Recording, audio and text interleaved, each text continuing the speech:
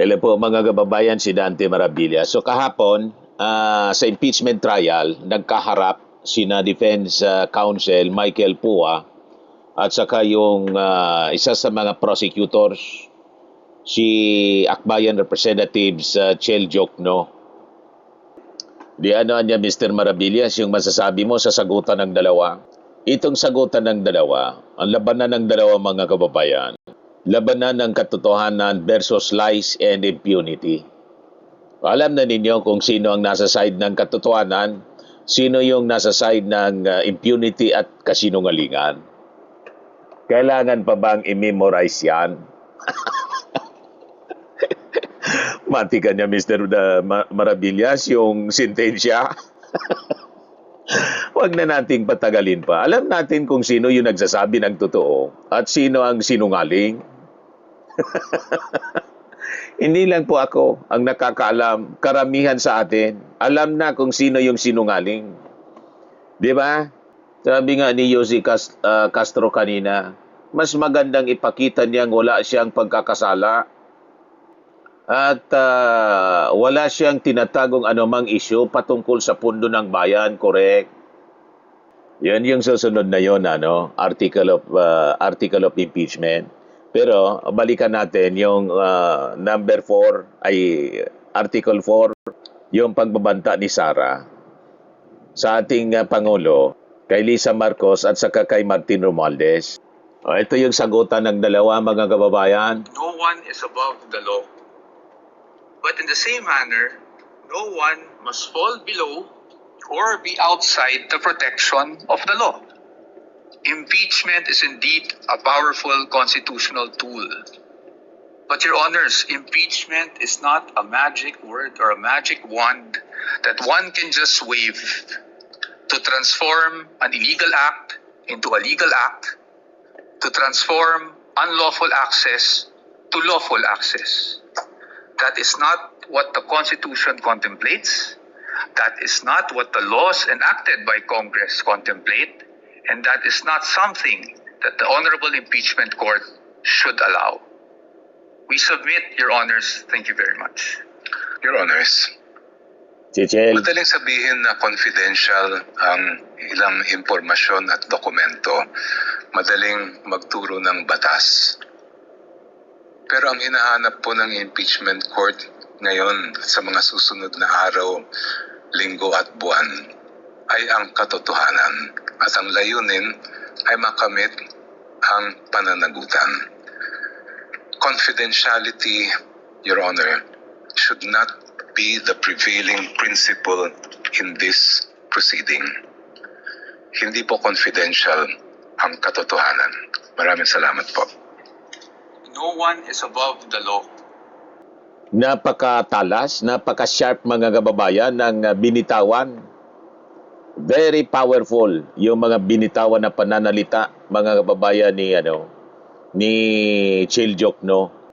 So sa pamamagitan mga kababayan ng paglalatag ng mga matitibay na jurisprudence at makasaysayang precedents, pinatunayan po ni Representative Chel Jokno na may buong kapangyarihan ang Senado para buksan yung mga bank accounts ni Sara Duterte. Amang yung defense ay tuluyang nabaon sa pansariling technicality, pagtatakip at tahasan pagtalikod sa taong bayan. Ngayon, nakita po natin, ginamit po ni Jokno, House Prosecutor Representative Chel Jokno, ang kasaysayan, ang pinakang mataas na batas sa lupain at ang mismong naging desisyon ng Supreme Court upang patunayan na ang paghiling ng subpena sa mga bank, BIR at saka AMLAC records ay may malalim mga kababayan na legal na pabalat at hindi po isang gawa-gawang hakbang lamang. Yung Article 11, Section 36, the sole power to try and decide. Ito yung pinakang pundasyon ng argumento ni Cheljuk, no? Malinaw kasi mga kababayan sa ating konstitusyon na ang Senado ay siyang may sulong kapangyarihan na duminig at magpasya sa lahat ng kaso ng impeachment. Paulit-ulit natin ito naririnig sa ating mga legal experts. So dahil dito, ang kapangyarihang magsumpena ng mga ebidensya, hindi po siya pwedeng limitahan ng kahit anong ordinaryong batas ng Kongreso. So sinabi po mga kababayan ni Jokno, and I quote, "Nothing and no one can handcuff this court's power to try and decide this impeachment case." Na nangangahulugan mga kababayan na walang statutory law tulad ng bank secrecy o yung data privacy ang pwedeng humarang po sa kapangyarihan ng Senado, ng impeachment court. Ang impeachment trial po ni dating Supreme Court Chief Justice Renato Corona noong 2012, ito yung pinakang matingkad at pinaka-relevant precedent na binanggit mga kababayan ni Cheljuk, no? Sa paglilitis po kay Corona, taasan po na nagsumpena yung impeachment court ng mga bank records. Alam natin yan, nasubaybayan natin mga kababayan eh. Yung mga local at saka foreign accounts, pati yung mga BIR documents mga kababayan. So ang mga dokumentong ito ay sumasaklaw sa mga transaksyong naganap bago pa man siya maitalaga bilang Chief Justice mga kababayan, upang makita kung tugma ba ito sa kanyang diniklarang yaman doon sa salain. So kung ang pinakang mataas na maestrado ng ating bansa ay hindi nakaligtas sa pagsusuri ng kanyang pre-appointment financial history, walang anuman mga kababayan na special privilege ang isang vice presidente para po tanggihan ang kaparihong proseso. So isa pa sa sinight mga kababayan ni Chel dito, ang kasong Francisco versus House of Representatives GR number 160261. Nang sabi, ginamit ni Jokno ang desisyong ito para itatag ang impeachment. Nang impeachment ay isang natatanging politikal at saka legal na mekanismo. So ang pagpapasya mga kababayan kung anong ebidensya ang tatanggapin, kung paano lilitisin ang isang impeachable officer, at kung paano aalamin ang katotohanan ay isang political question mga kababayan na nakasalalay lamang sa sound discretion ng legislative.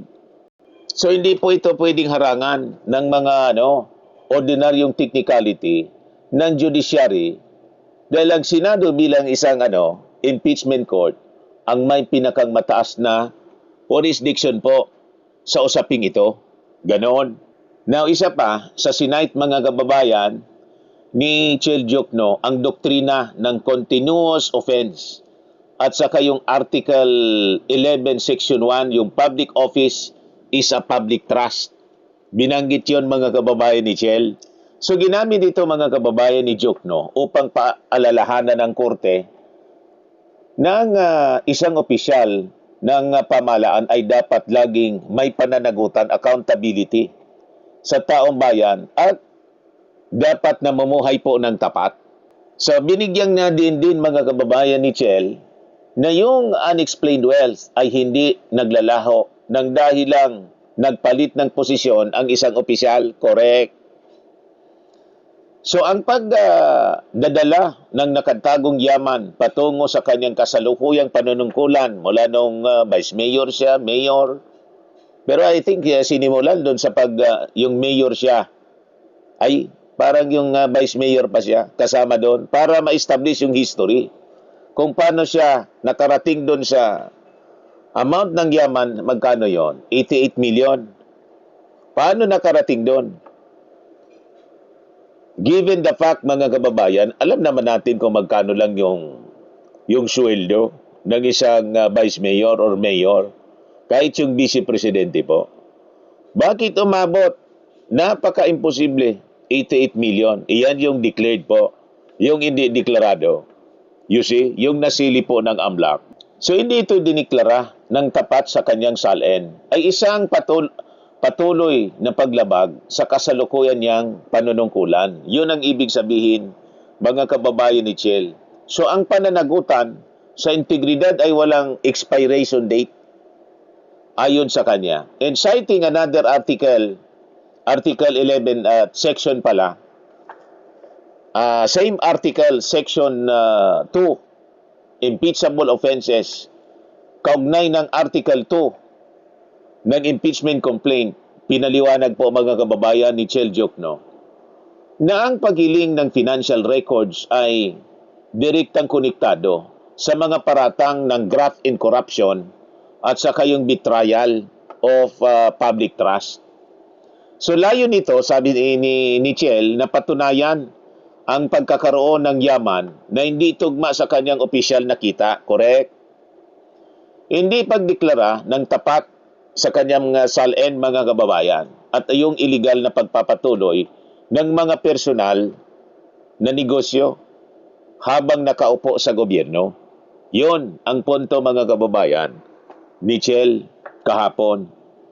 Then sa Article 3, Section 1, Due Process Clause, biniltahan, mga kababayan, ni Diokno ang depensa sa pagsasabing walang nilalabag na due process clause ang prosecution. So ang paghiling ng subpena ay bahagi lamang ng proseso ng pagdilikom ng katotohanan bago ang pinal na paghatol. Kaya hindi ito pagkakait ng karapatan para kay Sara Duterte tulad ng claim ng defense. Ang halagaan niya ng AMLAC report ayon kay Diokno sa kanyang pagbibigay katwiran ang subpena dahil ito ay hindi ito maituturing na isang fishing expedition tulad ng sinasabi nila. So ayon kay Chel, mayroon na niyang opisyal na ulat ang AMLAC na naisumiti sa House Committee on Justice na nagpapakita na ang transaksyon ni Duterte ay biglang lumaki simula noong 2007 kung saan umabot ito ng 208.15 million at patuloy na lumampas sa 400 million kada taon sa pagitan ng 2019 and 2013. Kaya sabi po ni Chel Diokno, ang door of truth anyang ito, hindi dapat isara ng mga pagtatago sa confidentiality dahil hindi confidential ang katotohanan. Correct. O, di ba? So nakikita natin ang kawalang integridad ng defense, mga kababayan, at unprofessionalism. So ang naging takbo ng argumento, mga kababayan, ni Michael Poa at ng buong defense team ay hindi depensa ng isang inosente, mga kababayan, kundi isang despiradong pagtatakip na naglalantad sa kanilang kawalan ng integridad at saka unprofessionalism. Pagtatago sa likod ng salita, takot, mga kababayan, sa katotohanan. Ang paggamit ng defense team sa mga katagang fishing expedition, isa po siyang gasgas at duwag na palusot. Puro ganon ang sinasabi nila kahit doon sa Justice Panel pa lang. Fishing expedition, yung bukang bibig nila, mga kababayan, para lang makalusot. So hindi po ito fishing expedition dahil mayroon ng opisyal na ulat, yung AMLAC, na nagpapakita ng mga questionabling bilyones na transaksyon ni Sara Duterte at yung kanyang asawang si Mans Carpio. So kung walang tinatago po si Sara Duterte, bakit labis ang takot ng kanyang mga abogado na buksan yung mga dokumento? Yun po ang punto. Ang isang malinis ang konsensya, mga kababayan, ay buong pusong haharap sa pagsusuri. Tama? Ang may kasalanan lamang ang gumagamit, mga kababayan, ng bank secrecy law. bilang kanyang kalasag. Malinaw naman po sa bank secrecy law, may exception dyan po. Itong impeachment. Hindi kasama po ang pag-impeachment. So ngayon, sumandal na lang mga kababayan si PUA sa mga technicality ng nakarang desisyon sa Duterte versus House of Representatives mga kababayan. So ikinatwiran dito na ang impeachment ay para lamang sa mga kasalanan ginawa habang hawak ang kasulukuyang posisyon bilang Vice Presidente daw. Kaya labas na raw sa jurisdiction ang mga transaksyon sa Davao ng mayor siya. What?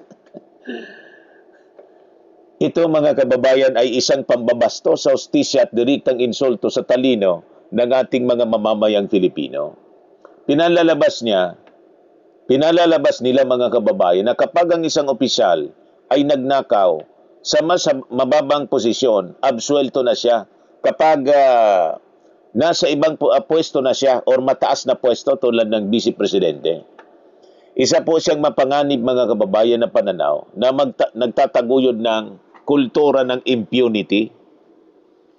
Tama po yung ating mga analysis mga kababayan. Nandun din ang display ng unprofessionalism at pagtalikod sa taong bayan.